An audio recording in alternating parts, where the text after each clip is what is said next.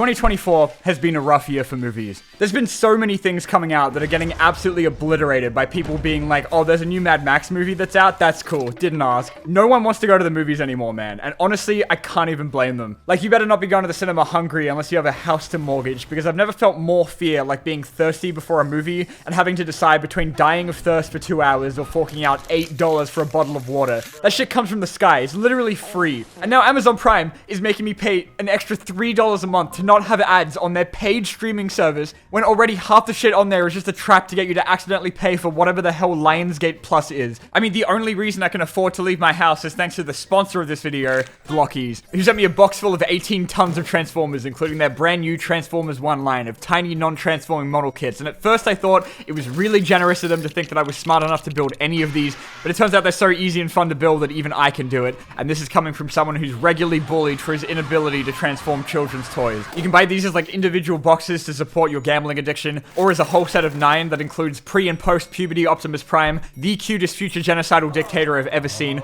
John Hamm, the first Bumblebee that I've wished had his voice box torn out. Personally, I would have been a little worried if my leader called his squad the Death Trackers, and even characters that appeared for like 3 seconds, like Hound, Wheeljack, and Ironhide. There's also a chance of getting a special mystery figure as well, but I didn't get one. But then you've also got the slightly bigger classic class of select characters like Optimus and Bumblebee from Rise of the Beast, and some homicidal Optimus Primes. And then you've also got this big-ass Optimus for those that don't have the building skills of a 5-year-old infant child. And between these and their first wave of G1 Galaxy guys they sent me, I am literally running out of desk space, but it's worth the harsh judgment of my family to have this many toys to mess around with. So if you head over to the Blocky site right now using the link in the description, you too can start another bank account ruining collection. Plus they're doing a giveaway where you can win the whole set of these, or the brand new classic class Optimus or Megatron that you can find on my Twitter, also link in the description. Thanks so much to Blockies for a sponsor that will tie into this video in about 6 minutes. Anyway, movies are freaking expensive now, okay? Seeing Despicable Me 4 in cinemas with 2 kids would bankrupt an entire family. So people are only gonna get off their ass and make a trip to that hellhole if it's something they're probably already gonna like.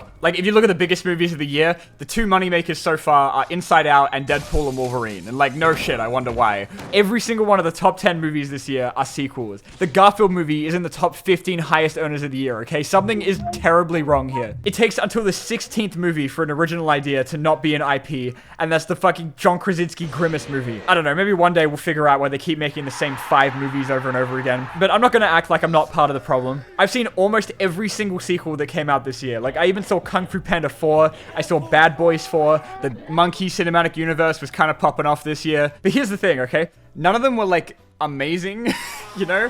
And dude, I don't mean that in like a pretentious film critic way, like, oh wow, Ghostbusters Frozen Empire wasn't thought-provoking cinema. It's just like between the credits and my after-movie piss break, I can't remember like anything about what actually happened in like most of these movies. It probably also doesn't help that there's been like a fierce competition this year to see who can make the least amount of money. We've had some strong contenders like the Borderlands movie where they grabbed a bunch of cosplayers from a nursing home written by people who watched maybe 2 minutes of a Borderlands Let's Play that got outgrossed by 3 episodes of Demon Slayer. But then a couple weeks ago, we got Joker 2, which is genuinely one of the most insane movies I've seen in my entire life. Dude, I saw this like a week ago, and I still haven't been able to process what I actually watched. I've never seen anything that cost this much. Dude, literally not a single thing that any living person on the planet would have wanted out of a Joker sequel. Like, I can't even be mad about it. I just think it's kind of amazing. But people fucking hate this movie, and seeing all the bad reviews for it kind of made me want to go and see it more. This shit opened lower than Morbius. I think there's more people watching YouTube videos shit-talking it than anyone actually watching the movie. Warner Bros is like 80 trillion in debt right now. Like, if you go by their office, it's probably raining shareholders. The director ran off to some ranch in the middle of nowhere like freaking Thanos because WB is probably sending the League of Assassins to execute him. I kind of love the first Joker, which I don't know if I can say that out loud without being put on a list.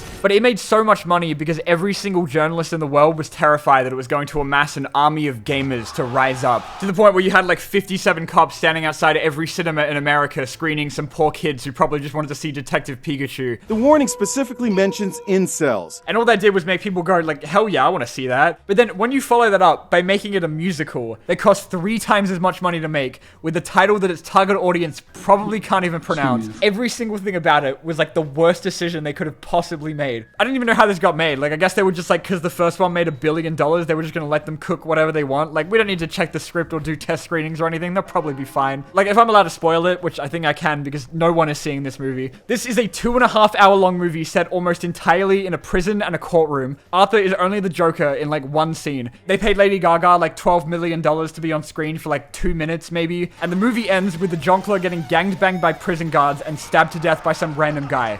The end. Fuck you. It's what literally nobody wanted out of a blockbuster comic book movie, and I kinda love that about it. I don't know if I call it good, like, I don't know what you're meant to call this, but I'll remember it more than, like, Bad Boys 4, I don't know. Anyway, you can't tell me that Hollywood is completely out of ideas yet, okay? They do still make some new movies. The new DreamWorks movie, The Wild Robot's doing pretty good, which would be great if I wasn't a Transformers fan. But, like, what else did we have to choose from this year? Like, you want me to go see Argyle with that haircut? Like, get that shit away from me. And all of the best movies that came out this year aren't going to have anyone go see them because they don't have Minions on the poster, you know? And you could be like, that's because most people are stupid. And like, yeah, you're right. But at the same time, I kind of get it. Like, if most people could only afford to go to the movies, like, at best once a month, unless you're like fucking Jeff Bezos, then I want it to be the movie where Kong violently beats a bunch of monkeys to death with a child. Instead of, I don't know, what else we got? Harold and the Purple Crayon. Look, dude, I haven't seen a single ad or trailer for this anywhere. You cannot convince me this is an actual movie. I had Harold and the Purple Crayon on DVD as a kid. I know what he looks like, okay? That is not my man Harold. That is 44-year-old Zachary Levi pretending to be a child. Harold is a grown man.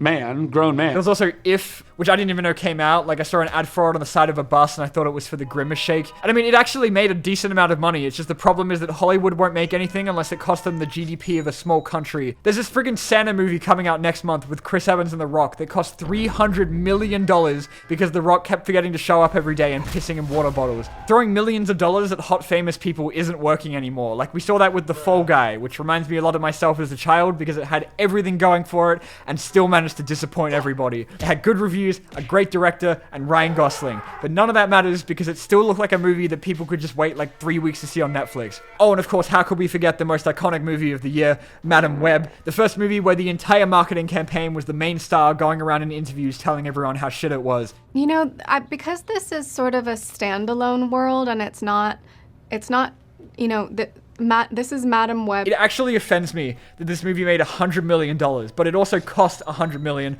so that's like a $0 loss, baby. Nobody wanted to see any of these, and you could say that's because they all look like shit, and yeah, I mean, okay, fair. But we still had some good-ass movies coming out this year, okay? Like Furiosa and Transformers 1, banger movies, great reviews, no one saw them. Transformers 1 is so peak.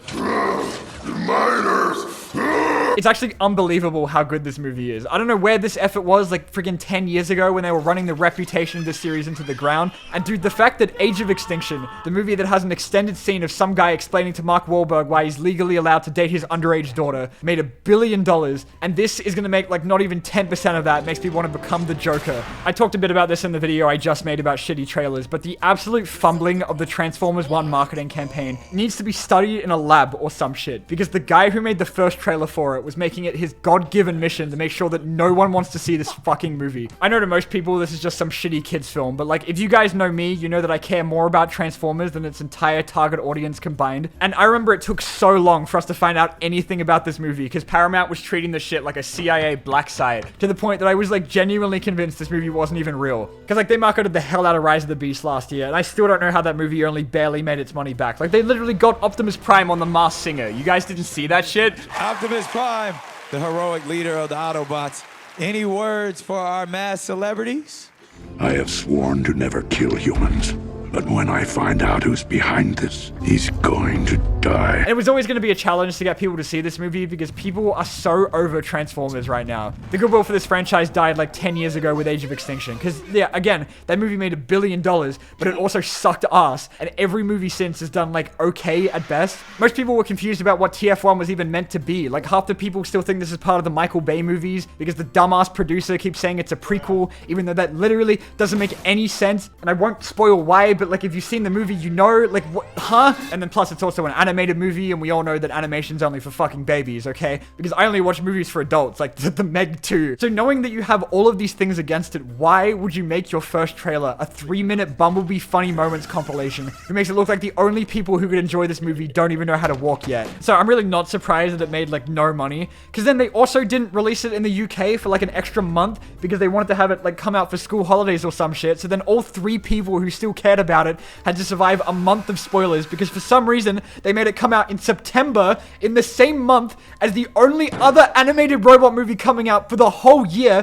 huh? And then the only other marketing aside from like D16 anti-homeless benches was them hiring someone's grandpa to run the Transformers 1 TikTok account. Thank you for the energon, Beef Fan 156. None of my friends wanted to see this movie. I had to literally drag my brother against his will to see it with me on my birthday, and he was in awe that this movie wasn't the worst thing he'd seen in his entire life. But it was because the marketing was so dogshit that something amazing happened. This last month has seen the arrival of the Transformers Messiah, a single man with nothing but a Twitter account and a dream, hellbent on doing a better job of marketing this movie than the multi-million-dollar studio that actually made it. TF Hype Guy on Twitter went on a quest to save Transformers 1 by basically doing the Morbius meme, except this time it's about the movie actually being good. Not a single tweet was safe from Transformers 1 promotion, language barrier be damned. If people were like busy bullying KSI for his trash-ass new song, how about you go see Transformers 1 instead? This dude even got people like promoting this shit on hentai websites. It was amazing. God bless this man, and fuck you, Paramount. Anyway, yeah, I guess not every movie is flopping, just all the really good ones. Please go see Transformers 1. I don't care if it's like not out anymore by the time this video comes out. Please, I need that sequel more than anything. I'm not kidding, please.